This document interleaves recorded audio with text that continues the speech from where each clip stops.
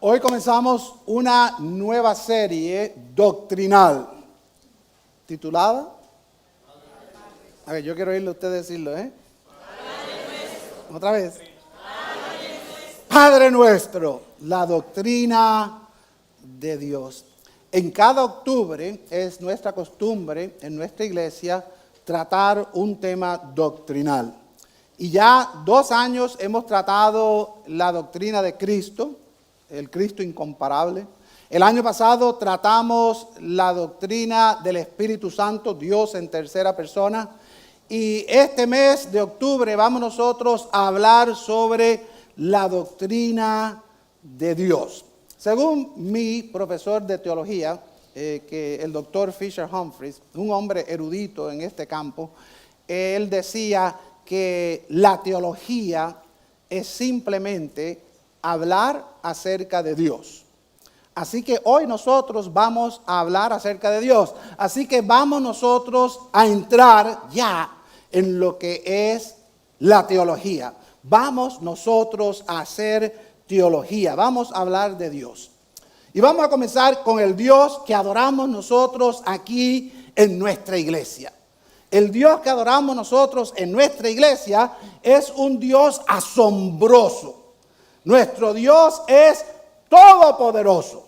¿Cuál es la palabra técnica para eso? Omnipotente. Nuestro Dios es todo conocedor. ¿Y cuál es la palabra técnica? Omnisciente. Nuestro Dios está en todas partes presentes al mismo tiempo. Omnipresente. Nuestro Dios es infinito. Quiere decir que Él es eterno. Nuestro Dios es moral. Quiere decir que toda justicia y toda verdad tiene su raíz en Él. Nuestro Dios es personal. Quiere decir que Él se relaciona con nosotros, como dice la Biblia que Moisés se relacionaba con Dios como un vecino habla con otro vecino. Nuestro Dios es amoroso. Quiere decir que Él es accesible y comprensivo, que entiende nuestra situación. En esta iglesia nosotros no conocemos a Dios como un ser cósmico, distante y ausente de nosotros, sino que le conocemos como un ser que comparte nuestras realidades cotidianas. Conocemos a Dios como nuestro Padre. Conocemos a Dios como nuestro Padre. Dios se revela a nosotros como Dios, y como Dios viene a nosotros como creador del universo. Pero como Jesús tan acertadamente enseñó en la oración que conocemos como el Padre Nuestro. ¿Y cómo empieza la oración? Padre nuestro que estás en los cielos.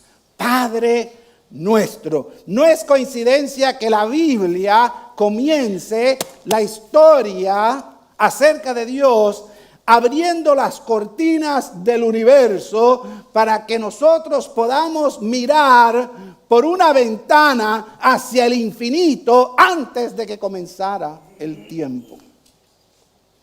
Y nosotros por esa ventana podemos ver a Dios obrando en medio de la oscuridad y en medio del caos.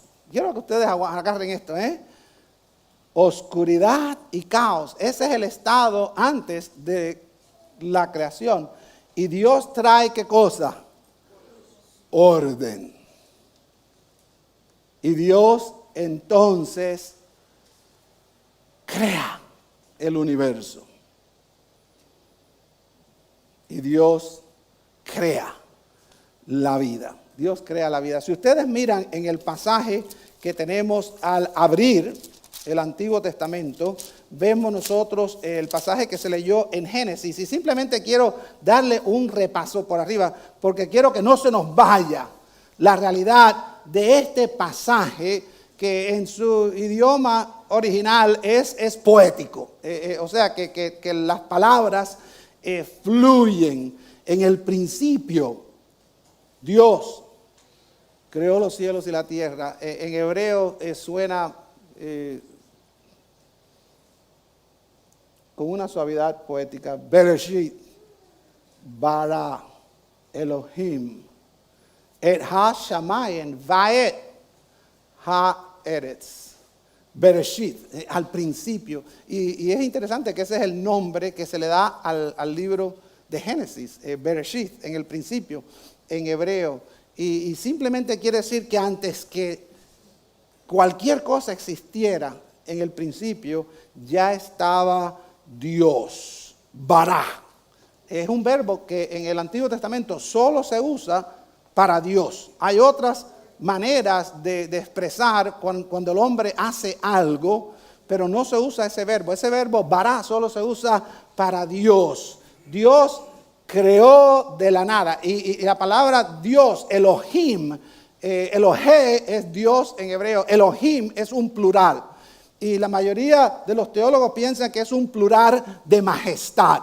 ¿Cómo se habla de un ser que no hay palabras para describirlo? Pues se usan términos exclusivos. Es un término de majestad. Elohim creó los cielos. Y cuando dice los cielos, no es simplemente lo que vemos nosotros, el cielo. Es todo el espacio que va más allá. Ahora nosotros hemos lanzado al espacio a 1.000.000 de millas. Está orbitando el sistema solar un telescopio que se llama, ¿cómo? El telescopio Webb. Y las imágenes que está enviando son increíbles. Es algo que uno dice, la profundidad, no solamente del espacio, sino que ese telescopio tiene la capacidad inclusive de mirar hacia atrás en el tiempo. No tengo tiempo para explicar esto, pero es algo que es maravilloso. Dios creó todo lo que está más allá y creó la tierra, donde nosotros estamos ahora, ¿qué? Caminando. Dios. Dice que la tierra estaba sin orden y vacía. Las tinieblas cubrían la superficie del abismo y el Espíritu de Dios, el Ruach Elohim, se movía sobre la superficie de las aguas, o sea, se paseaba. Y entonces dijo, ¿quién? Dios, sea la luz. Y hubo luz. Dios vio que la luz era buena. Y Dios separó la luz de las tinieblas. Y Dios llamó a la luz día. Y a las tinieblas llamó noche. Día es Yom. Noche es Leila. El día y la noche. Lo interesante es que todavía no ha sido creado ni la luna ni el sol, que son los que determinan para nosotros el día y la noche. Y fue la tarde y fue la mañana, un día. 6 veces en 5 versículos aparece la palabra Dios o Elohim en hebreo. O sea que toda esta narrativa está centrada en una persona. ¿Y esa persona es quién? Dios. Entonces, si saltamos, ustedes pueden leer eso más adelante en su casa porque está bello. Saltamos al versículo 26 y dijo Elohim, hagamos. ¿Okay? Y una frase bien interesante porque hagamos está en plural. Hagamos al hombre. La palabra hombre en hebreo ya ustedes la conocen. ¿Cuál es? Adán. Hagamos a Adán a nuestra imagen, conforme a nuestra semejanza. O sea, que en el ser humano existe una huella de Dios.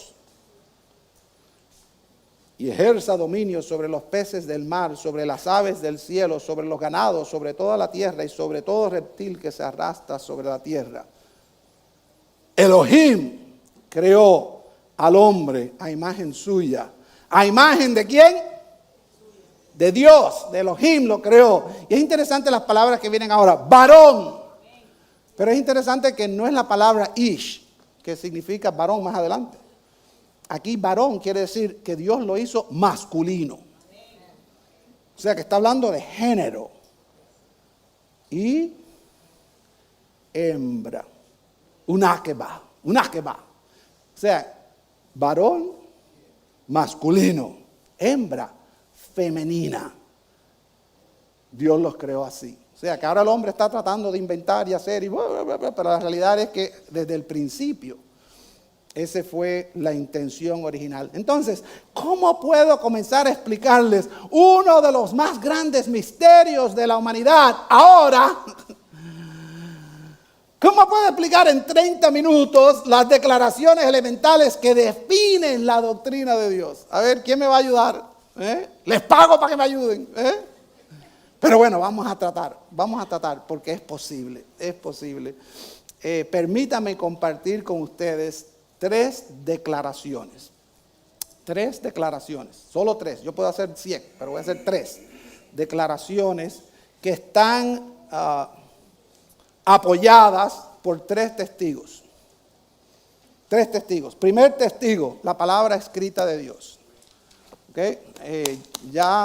Estoy entrando, es más, este mes cumplo 60 años. Y en esos 60 años me he dado cuenta cada día más y más que este libro es verdad. Y mire que yo he tratado de buscar argumentos y de leer y de mirar por dónde hay una falla, pero estoy convencido de la veracidad. O sea que si este libro dice eso, yo lo creo. Ahora, el segundo elemento que tenemos nosotros de evidencia es la palabra viviente. Si esta es la palabra escrita, ¿quién es la palabra viviente?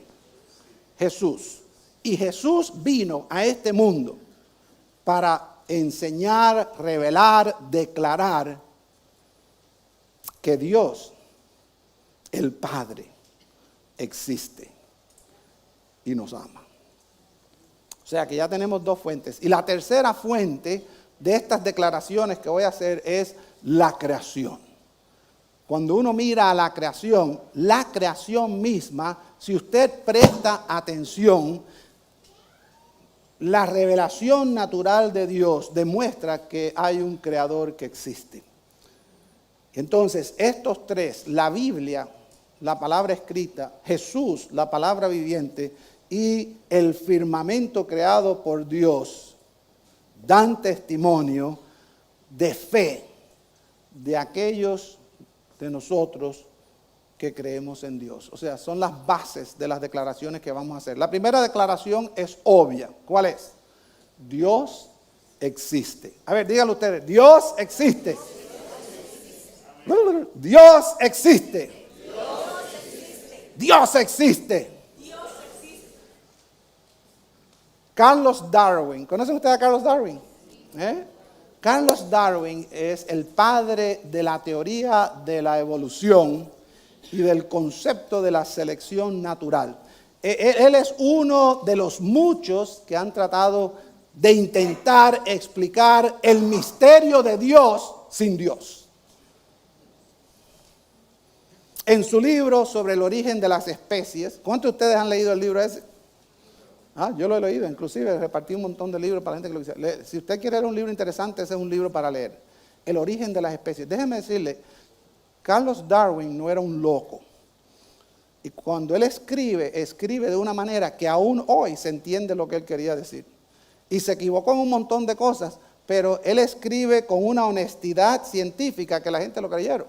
Y por eso es que todavía él tiene influencia. Ese libro fue publicado en el año 1859. ¿Quién estaba vivo? Ninguno de nosotros, ¿verdad? Sin embargo, ya por bastante tiempo esto sigue. Y él describió cómo el hombre prácticamente evolucionó hasta convertirse en la criatura que somos hoy. Ustedes no lo saben, pero en algún día usted era un ranacuajo. Bueno, por lo menos eso es mejor que decir que usted vino de un mono. Darwin en realidad proporcionó más preguntas que respuestas a la cuestión de los orígenes del hombre y del mismo universo. No, Lo increíble es que Darwin creció en un hogar cristiano, pero él a una edad temprana abandonó su creencia en Dios. Y cuando leí acerca de Darwin, una de las cosas interesantes que noté es que la esposa de él, Emma, era una creyente muy devota. Y una de las cosas que más preocupaba a Emma era que en la vida del más allá, ella iba a ir para un lado y él iba a ir para otro. Y eso a ella la preocupaba muchísimo. Darwin desató un debate que hoy es muy real. Y hoy nosotros lo vemos en las salas de investigación de las universidades y lo vemos en las redes sociales. Y ahora cuando se lanza este telescopio y se ponen a ver estas maravillas, surge otra vez la pregunta: ¿existe Dios? ¿Existe Dios?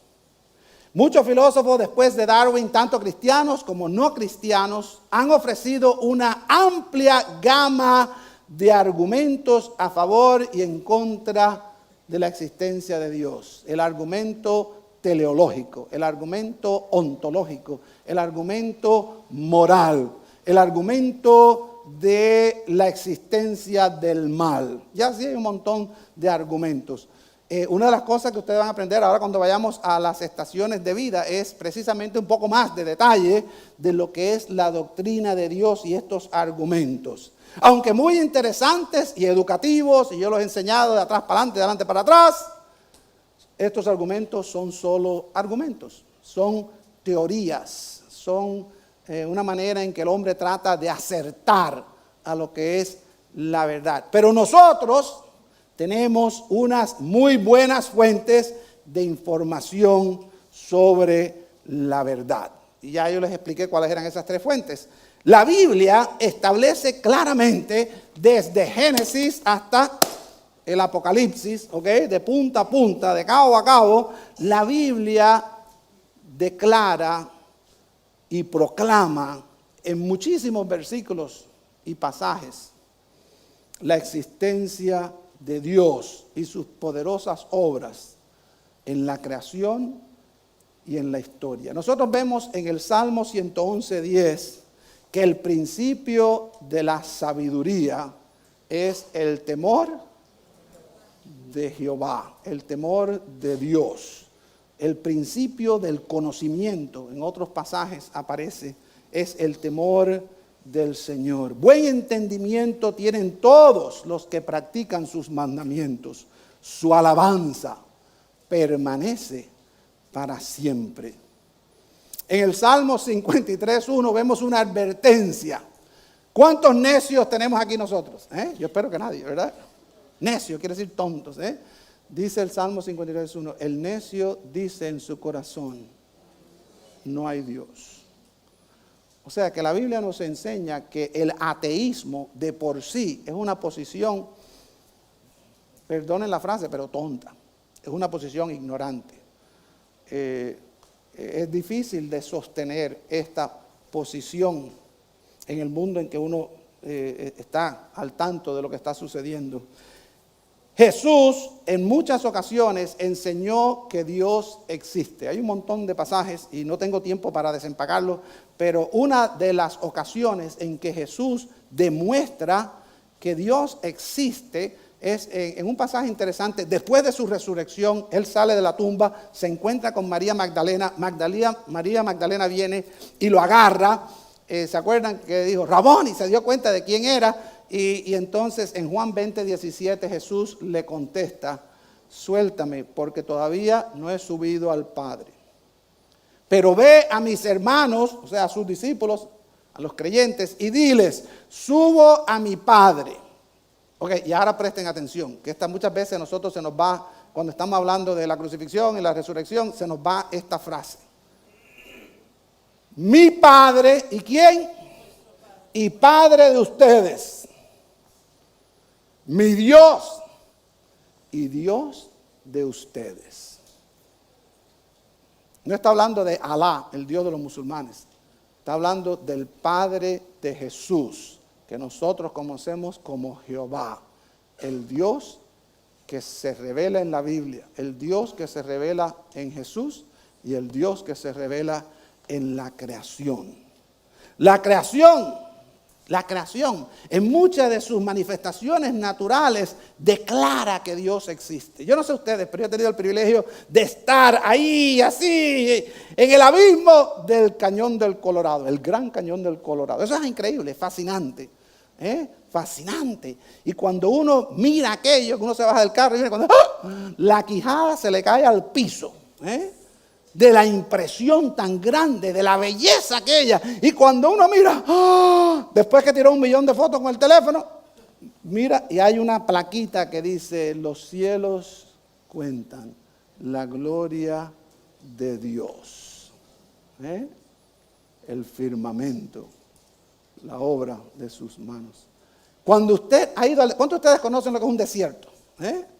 Yo una vez estaba manejando en México, en el desierto de Sonora, y dije, iba en un Volkswagen con un señor americano, y dije, para, en el medio de un desierto, no había carro, no había nada, no había dónde amarrar un chivo, no había nada, un desierto, pero aquello era maravilloso. Paramos el carro, salí para afuera, un desierto, 360 grados de desierto, de nada, pero qué impresionante. El silencio, la magnitud de la belleza de aquel paisaje. Nos quedamos nosotros ahí adorando al Señor como por 20 minutos, simplemente adorando al Señor en el medio de un desierto. Y en todo ese tiempo no pasó ni un carro, nada, ni un pájaro, nada. ¿Cuántos de ustedes han ido al mar? Cuando está saliendo el sol y usted mira las olas y usted ve los colores y usted ve el orbe solar saliendo y usted no puede decir gloria a Dios, gloria a Dios, gloria a Dios. El otro día estaba yo mirando el mar y me pongo yo a cantar el himno a la huella, huellita. Bueno, después te lo pueden buscar en YouTube.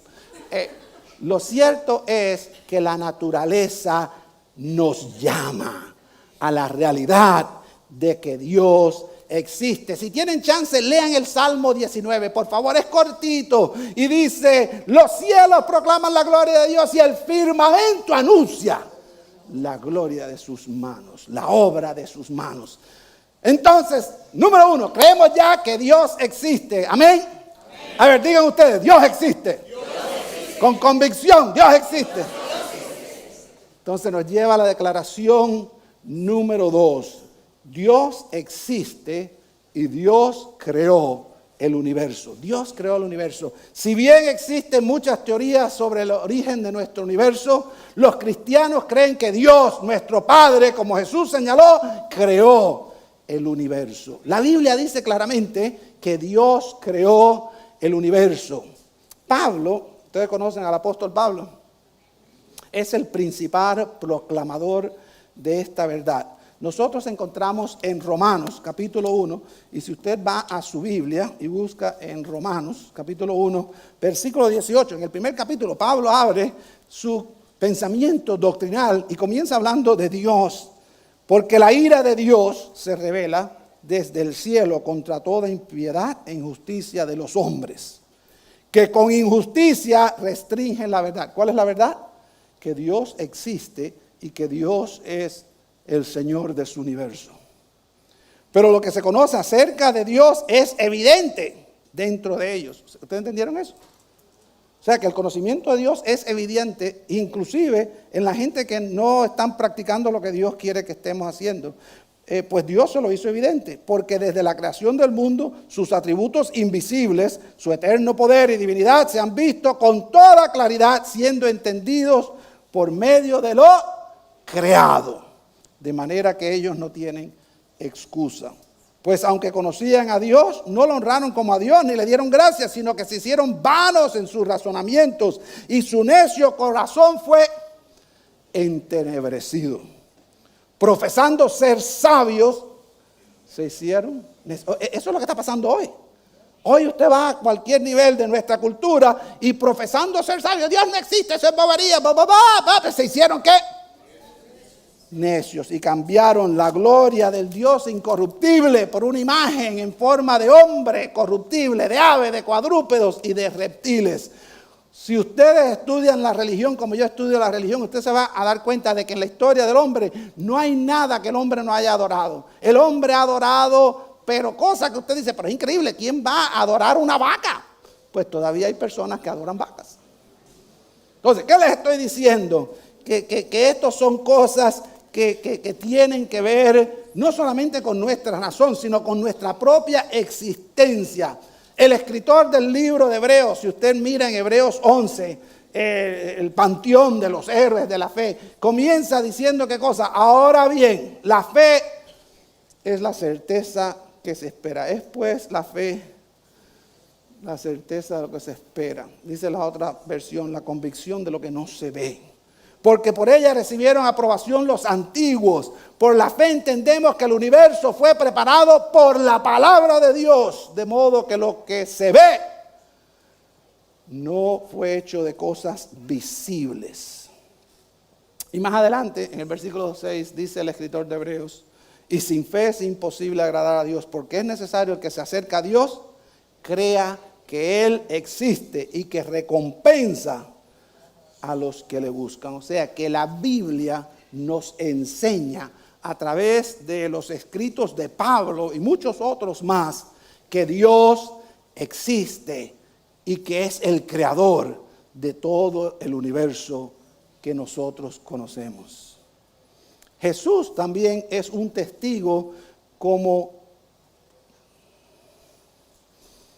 una persona que estuvo allí cuando Dios creó el universo. Es más, lo sorprendente es que Jesús estuvo en el principio con Dios como Dios para el acto de la creación. Y esta verdad es, pero de una manera muy bella, declarada en el prólogo del Evangelio de Juan, capítulo 1, y dice, en el principio ya existía el verbo. La palabra aquí, según Pileggi, es el logos. El logos es la palabra griega de la razón que causa el universo. Jesús es ese verbo, Jesús es el logos. Y el logos, Jesús, estaba con Dios. Y el logos, Jesús, era Dios. ¿Ustedes agarraron eso? Los testigos de Jehová cambiaron eso, pero aquí está en blanco y negro.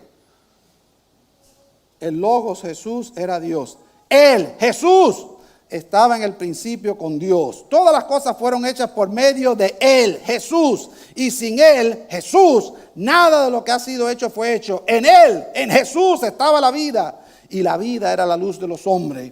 La luz brilla en las tinieblas. Y las tinieblas no la comprendieron. Incluso la misma creación apunta a un creador. La creación es como una pintura en lienzo, como una obra de arte. ¿A cuántos de ustedes les gusta ir al museo?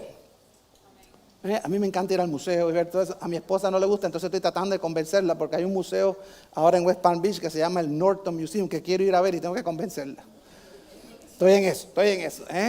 Pero a mí me fascina, voy al museo y me pongo a ver y trato yo de ver qué es lo que el pintor aquel quería que yo entendiese de aquella obra. Y por ejemplo, si usted está mirando la obra que es Una noche estrellada, que es una belleza, está apuntando hacia el pintor que no era más ni menos que el famoso Vincent Van Gogh, el tipo que se cortó la oreja y después se mató.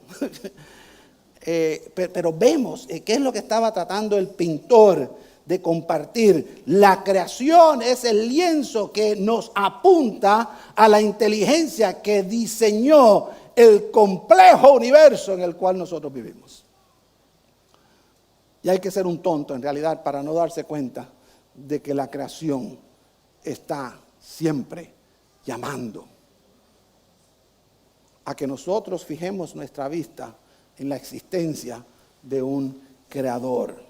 O sea que Dios no solo existe, número uno, y no solo Dios es el creador del universo. A ver, vamos a decirlo, Dios es el creador del universo. Es el creador del universo. Si ustedes van a las universidades que están aquí, nadie lo va a creer. Van a burlarse de ustedes, porque van a decir eso es cuento.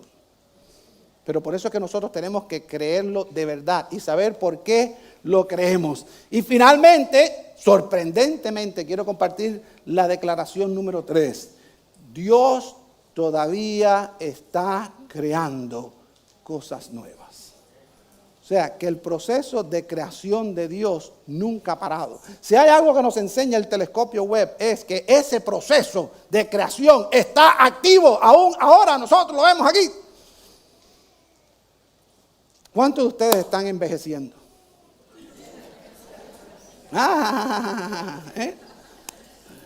Yo estaba hablando con mi esposa esta semana y yo le decía, yo no soy el mismo de cuando tenía 20 años. Lo cierto es que estamos envejeciendo. Y yo le estaba diciendo a mi esposa, oye, la gente quiere ser jóvenes. La gente se tiñe el pelo porque, no tengo nada en contra, no me tiren tomates, ¿ok? Pero nos teñimos el pelo, yo no me tiño el pelo ninguno. La gente se tiñe el pelo ¿para qué? Para hacerse. La gente se viste con ropita de joven ¿para qué? Para sentirse joven. La gente se monta en carros de jóvenes ¿para qué? Para uno sentirse joven. La gente van y paga muchísimo dinero para hacer un montón de cosas, para hacerse sentir, ¿qué cosa? Joven. Pero yo soy de la escuela de Pablo. Y Pablo dijo que mientras este cuerpo se iba desgastando, y créanme que el cuerpo mío se está desgastando, dice que el ser interno va ¿qué? Va cambiando, regenerándose, transformándose a la imagen de lo que vamos a nosotros ser.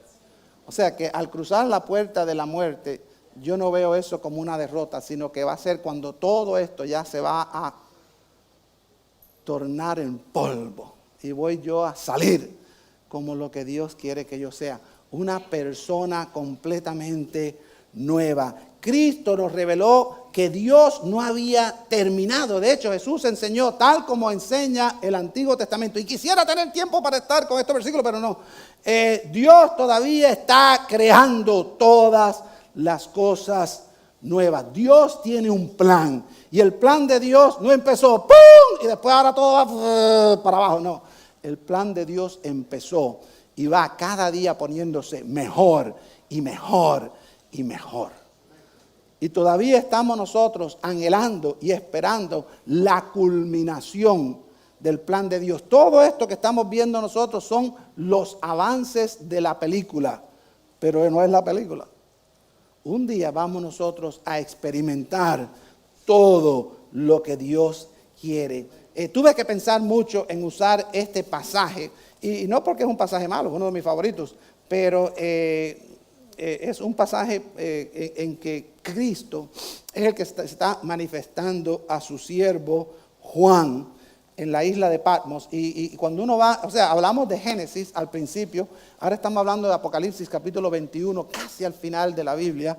Y fíjense lo que dice, o sea, comenzó en el principio y ahora vamos otra vez nosotros y dice Juan, entonces vi un cielo nuevo y una tierra nueva, porque el primer cielo y la primera tierra pasaron.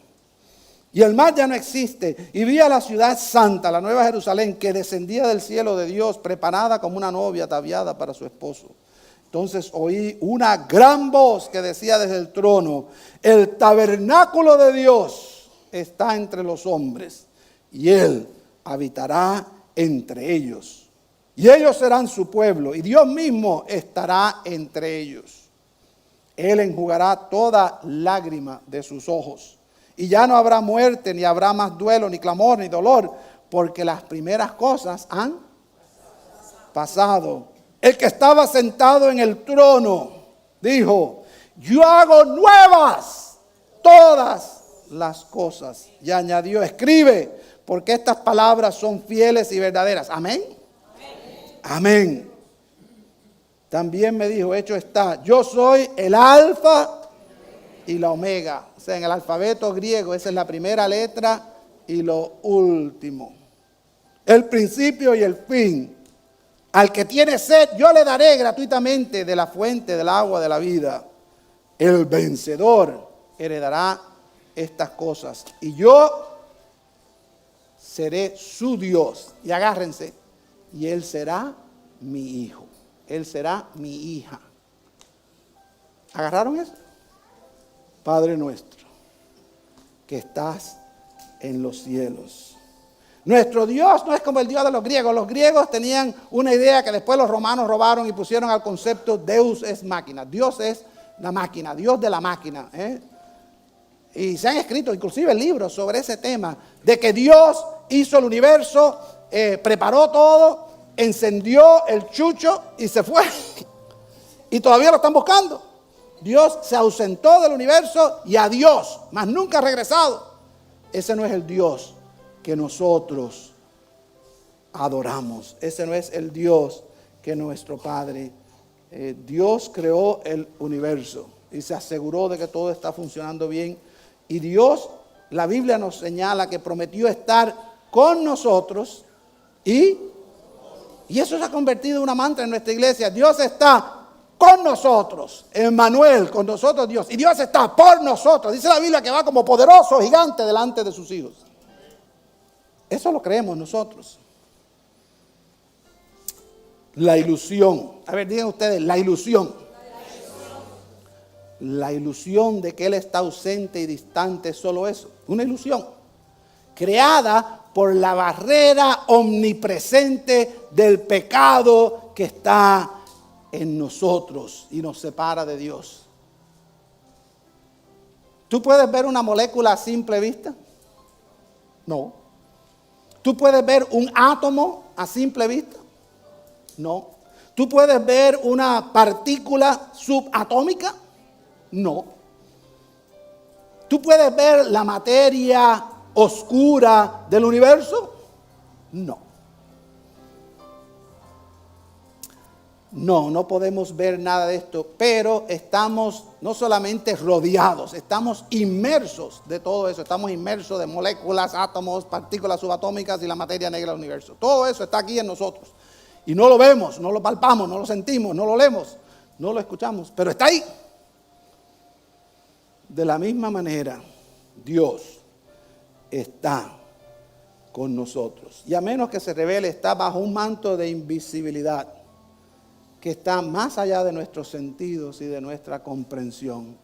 Y por eso es que tenemos la palabra escrita que Él nos dio. Y por eso es que tenemos al Hijo de Dios que vino para dar testimonio del Padre. Y por eso es que tenemos la creación, que es un testigo de que Dios existe, de que Dios creó el universo y de que Dios está continuamente creando cosas nuevas. Ahora, yo quiero compartir un pequeño secreto, y es que nosotros, su iglesia, somos la nueva creación del Padre. Dios está obrando a través de nosotros para crear todo nuevo otra vez. Cuando usted comparte el mensaje de esperanza en Cristo con otra persona, cuando usted recibe ese mensaje en su vida, usted está siendo transformado de una criatura vieja a una criatura nueva. Usted es parte de ese movimiento creativo de Dios. Y yo y todos los que han sido transformados dan testimonio de que esto es verdad. Nadie va a dar la vida por un cuento. Nadie se va a inmolar por una idea que no conoce. Pero nosotros, lo que hemos puesto en nuestra confianza en Dios, sabemos que estamos en la verdad. Y eso es algo grande para nosotros. ¿Cómo podemos creer, cómo no podemos creer que Dios existe? ¿Crees tú que Dios existe? ¿Cómo no podemos creer que Dios creó el universo? ¿Creen ustedes que fue un protozoa que surgió del fango y evolucionó hasta llegar aquí? Difícil. Dele todos los millones de años que usted quiera. ¿Cree usted que Dios está creando todas las cosas nuevas, incluyéndonos a nosotros mismos? La historia de la humanidad va hacia abajo, pero la historia del pueblo de Dios va hacia arriba, porque Él está creando todo nuevo. Y no hay que esperar al final de la película. Nosotros podemos ya ir cambiando nuestras vidas. Dios puede darte una vida nueva. Dios puede darte un matrimonio nuevo, una familia nueva. Dios puede darte todo nuevo otra vez, porque Él es Dios. Ahora, existe una trampa. Por decirlo así, tengo que ser honesto. Para que Dios haga todo esto, nosotros tenemos que darle permiso, porque Dios no quiere violar la libertad que Él nos dio de escoger. Entonces requiere una decisión de fe de tu parte. Tienes que creer, tienes que creer. El gran filósofo y matemático Blaise Pascal, él dejó una apuesta y se hizo famoso con eso, la apuesta de Pascal. Y la apuesta es bien simple, no tengo tiempo para estar explicando todo, pero básicamente era: si usted cree en Dios, y usted cree que Dios hizo el universo, y usted cree que Dios está haciendo todo nuevo, y usted se muere y todo es mentira, ¿qué va a pasar? Bueno, yo tuve una buena vida, tuve buenos hijos, tuve una buena iglesia. Gloria a Dios. Ahora, Pascal dijo, ¿y qué si es lo opuesto? ¿Y qué si usted cree que Dios no existe? Usted cree que Dios no creó nada, porque no existe. Y usted no cree que hay nada nuevo en la creación. La creación está hacia un final de ultimátum total. Y usted se muere y de pronto se encuentra con Dios. Usted está frito. Usted no tiene para dónde ir. Usted no tiene alternativa. Entonces, Pascal explicó que una persona sabia escoge creer en Dios. Porque la alternativa es todo pérdida. Ahora, yo le voy a ser honesto. En el mundo en que vivimos, la mayor parte de la gente no cree en Dios. Y hay muchos que dicen que creen, pero mentira, a la hora no hay creencia ninguna. No hay valor. Entonces, ¿quiere usted ser una de esas personas? ¿O quiere ser usted uno de aquellos que se hace parte del movimiento de Dios de toda la creación? Yo le voy a pedir que baje su rostro por un momento y que usted simplemente hable con Dios. Toda esta teología tiene un propósito y es enseñarnos el camino de la verdad. Y usted ahora puede sumar esas declaraciones. Dios existe, Dios creó el universo y Dios está creando nueva creación en mí. Y usted lo único que tiene que hacer es darle permiso a Dios, decirle: Señor, yo reconozco que tú existes, yo reconozco que tú creaste el mundo, yo reconozco que tú quieres hacer una obra nueva en mí. Y eso es por medio de Jesús. Jesús, que es Dios, vino a esta tierra para enseñarnos a nosotros cómo tener una relación con Dios. Y en la cruz, ahí Él dio su vida, pero ahí en esa cruz clavó nuestros pecados y clavó la culpa de nuestro pecado. Y nosotros venimos delante de Dios y reconocemos que somos pecadores. Señor, yo pequé, perdóname. Pero Jesús fue a la tumba y resucitó al tercer día para demostrar el poder creador de Dios por medio de su resurrección. Y Él comparte esa esperanza de resurrección con todos aquellos que ponen su confianza en Él. Señor, perdóname. Yo te confieso a ti como mi Señor. Yo creo en la resurrección de los muertos. Yo creo en un Dios. Yo creo en un Dios creador. Yo creo que Dios está haciendo mi vida nueva, mi iglesia nueva, mi mundo nuevo. Amén.